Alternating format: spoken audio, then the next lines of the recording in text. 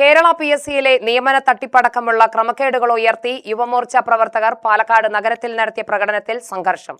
Police ജലപീരങ്കി പ്രയോഗിച്ചു.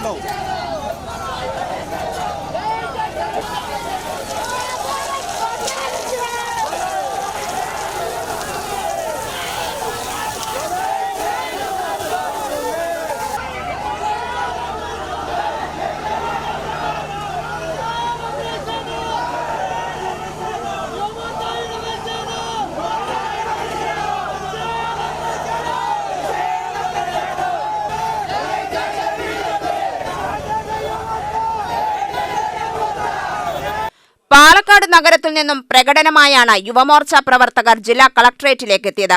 യുവമോർച്ച പ്രവർത്തകരും പോലീസും തമ്മിലുണ്ടായ സംഘർഷത്തിനിടെ പോലീസ് അറസ്റ്റ് ചെയ്ത പ്രവർത്തകരെ ജീപ്പിൽ നിന്നും ചിലർ ചേർന്ന് പിടിച്ചിറക്കിയത് പ്രശ്നം വഷളാക്കി.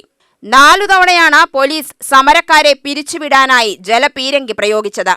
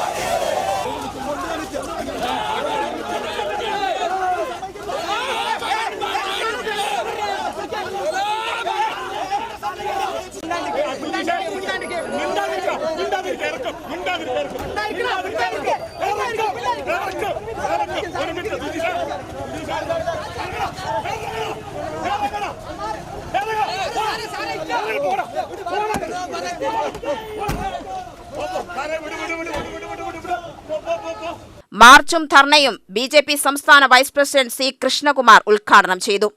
യുവതിയുവാക്കൾക്ക് ജോലി കിട്ടാൻ 2 മാർഗമുള്ളത്. ഒന്ന് PSC വഴിക്ക് ഉള്ള ടെസ്റ്റുകൾ എഴുതി റാങ്ക് ലിസ്റ്റിൽ പേര് വന്ന് ജോലി കിട്ടണം. 2 എംപ്ലോയ്മെന്റ് എക്സ്ചേഞ്ച് വഴിക്ക് താൽക്കാലിക നിയമനങ്ങൾ. ഈ 2 നിയമനങ്ങൾ വഴിക്കാണ് കേരളത്തിൽ തൊഴിലന്വേഷകരായിട്ടുള്ള യുവതിയുവാക്കൾക്ക് ജോലി കിട്ടാനുള്ള ഏക അവസരം. പക്ഷെ ഇന്ന് 2ന്റെയും സ്ഥിതി എന്താ? എംപ്ലോയ്മെന്റ് എക്സ്ചേഞ്ച് വഴിക്ക് താൽക്കാലിക നിയമനം നടക്കുന്നത് മുഴുവൻ പാർട്ടിക്കാർക്ക് വേണ്ടിയിട്ടാണ്. ആ പാർട്ടിക്കാരെ മാത്രം പെരുകി കയറ്റാനുള്ള പാർട്ടി പ്രവർത്തകർക്ക് ജോലി കൊടുക്കാനുള്ള ഒരു എക്സ്ചേഞ്ച് ആയിട്ട് എംപ്ലോയ്മെന്റ് എക്സ്ചേഞ്ച് മാറി. 6 മാസത്തെ താൽക്കാലിക നിയമനത്തിൽ കയറുന്ന ആളുകള് പിന്നീട് പല കാരണങ്ങൾ കൊണ്ടും 2-3 വർഷം കഴിഞ്ഞാൽ കമ്പാഷനേറ്റ് ഗ്രൗണ്ടിലും മറ്റ് അവരുടെ പ്രത്യേക മന്ത്രിമാരുടെ എല്ലാം താല്പര്യപ്രകാരം അവർക്ക് സ്ഥിര നിയമനമാക്കി കൊടുക്കുക. അതേസമയത്ത് PSCയില് കാലാകാലങ്ങളായി പഠിച്ച് PSC ടെസ്റ്റ് എഴുതി റാങ്ക് ലിസ്റ്റിൽ വന്ന് റാങ്ക് ലിസ്റ്റില് നാളെ നിയമനം കിട്ടും, മറ്റന്നാൾ കിട്ടുമെന്ന് പറഞ്ഞ് കാത്തിരുന്ന് അവരുടെ ഏജ് ബാർ വന്ന് ജോലി കിട്ടാതെ അലയുന്ന ലക്ഷക്കണക്കിന് യുവാക്കൾ ഇന്ന് കേരളത്തിലുണ്ട്. അങ്ങനെ ലക്ഷക്കണക്കിന് ആളുകള് PSC വഴിക്ക് ജോലി കിട്ടുന്നുള്ള പ്രതീക്ഷയുമായിട്ട് നടക്കുന്ന സമയത്താണ് കേരളത്തിലെ യുവാക്കളെ മുഴുവൻ വഞ്ചിച്ചുകൊണ്ട് 2 മുന്നണികളും PSCയെ ഒരു തട്ടിപ്പിന്റെ കേന്ദ്രമായിട്ട് മാറ്റുന്നത്. വെസ്റ്റ് ജില്ലാ പ്രസിഡന്റ് P. വേണുഗോപാൽ, ഈസ്റ്റ് ജില്ലാ president Prashanth Shivan, AK Omanakuttan, N. Shanmughan, Yuvamorcha നേതാക്കളായ അമൃതാനന്ദ ബാബു, വരുൺ പ്രസാദ് തുടങ്ങിയവർ നേതൃത്വം നൽകി. UTV news, Palakkad.